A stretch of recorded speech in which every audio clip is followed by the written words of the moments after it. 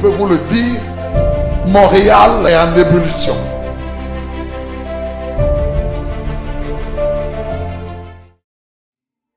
Lève-toi et brille, car la gloire de l'Éternel se lève sur toi.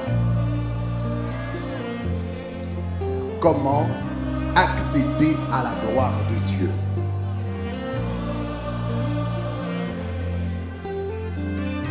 C'est une expérience qu'on peut faire, qu'on peut vivre chaque jour, à chaque moment dans sa vie. On peut mener au fait une vie dans la gloire de Dieu. On peut expérimenter la gloire de Dieu.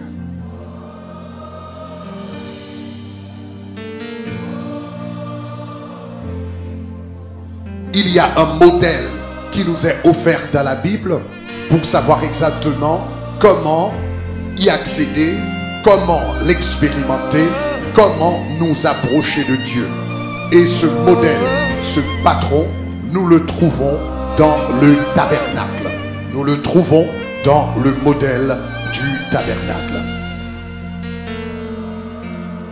Dieu avait donné le tabernacle à Moïse et il a dit à Moïse, donc tu vas construire ce tabernacle et dans le lieu très saint, c'est là que je te rencontrerai et c'est là que je te parlerai. Donc dans le lieu très saint, il y avait la Shekinah de la gloire, la présence de l'Éternel qui habitait dans le lieu très saint.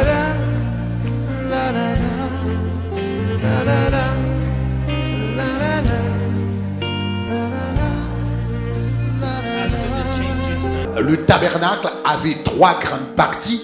Premièrement, il y avait le parvis. Deuxièmement, il y avait le lieu saint. Et troisièmement, il y avait le lieu très saint. Le but ultime, c'est de pouvoir rentrer dans la présence de Dieu et expérimenter sa gloire. Dans le parvis, il y avait tout d'abord la porte. La porte représente nos actions de grâce. Et deuxièmement, on avance à l'autel des reins.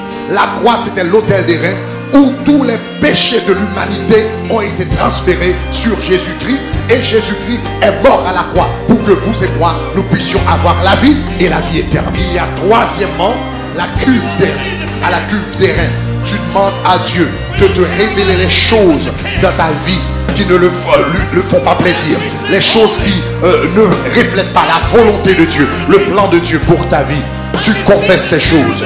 Donc tu prends la parole. Tu regardes ta vie à la lumière de la parole. Tu confesses tes péchés.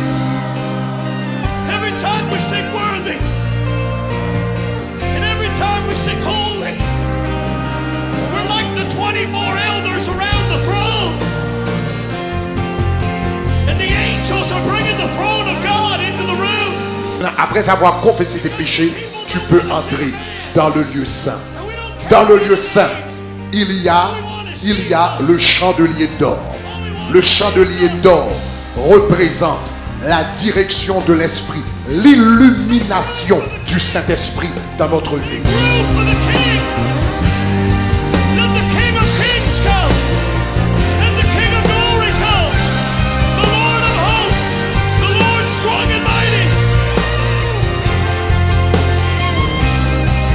Il est d'or. Si vous remarquez le chandelier avait 7 branches. Il y a 3 à droite, 3 à gauche et une autre au milieu. Donc il fait 7. Donc ces 7 branches-là, la Bible nous dit sont les 7 esprits de l'Éternel. Premièrement, l'esprit de l'Éternel, qui est l'esprit de domination. Ok, l'esprit, non seulement esprit de l'Éternel. Deuxièmement, esprit de sagesse. Troisièmement, esprit d'intelligence. Quatrièmement, esprit de conseil. Cinquièmement, esprit de force. Sixièmement, esprit de connaissance. Et septièmement, esprit de crainte de l'Éternel.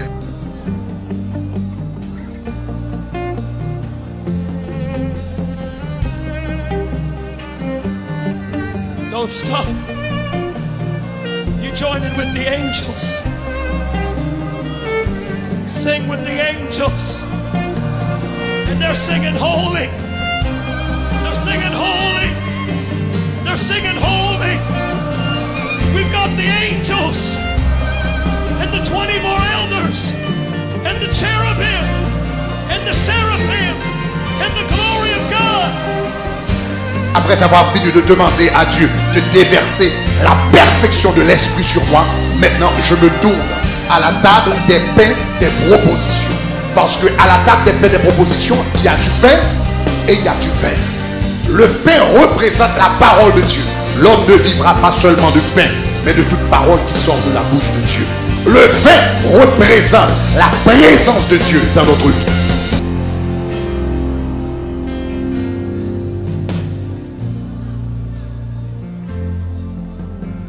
Tu avances à l'autel des parfums. L'autel des parfums représente l'intercession. À l'autel des parfums, tu intercèdes. You join in with the angels. Sing with the angels. And they're singing holy. They're singing holy.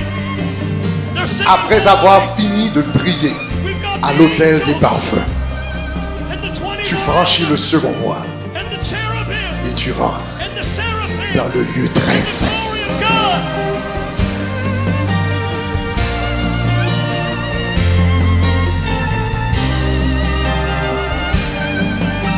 Le lieu très saint, c'est dans le lieu très saint que se trouve la gloire de l'Éternel.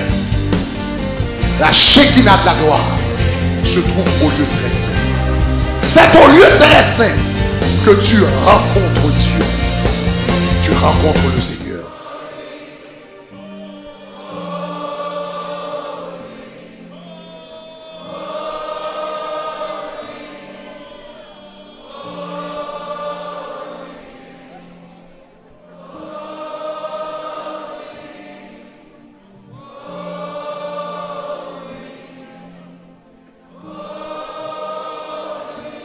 Feels like heaven.